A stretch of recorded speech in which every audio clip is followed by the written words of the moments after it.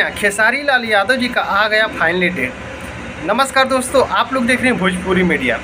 काफ़ी तहलका मचा के रख दिया है नथुनिया गाना, और फिर खेसारी लाल यादव जी का फिर से आ रहा है नथिया।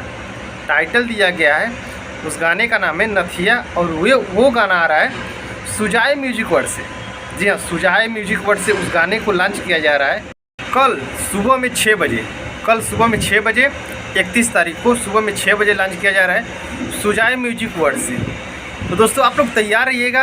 अभी इस गाने का भी हमको लग रहा है कि तहलका मचा के रख देगा नथिया गाना। इस गाने को लिखे हैं मृत्युंजय मधुकर। जी हाँ, मृत्युंजय मधुकर गाने को लिखे हैं, और संगीत दिए हैं प्रियांशु सिंह। जी हाँ, अभी कोमल सिंह के साथ में जो गाना आया था खेसारी लाल यादव जी के साथ में, वो आया था, वही म्यूजिक दिए थे प्रियांशु सिंह। इनको भी प्रियांशु सिंह म्यूजिक दिए हैं, और ये गाना आ रहा है कल। ये छोटा सा वीडियो मैं सोचा कि आप लोग को शेयर कर दूँ, तो आप लोग तैयार रहिएगा कल सुबह में 6 बजे सुजाए म्यूजिक वर्ड से।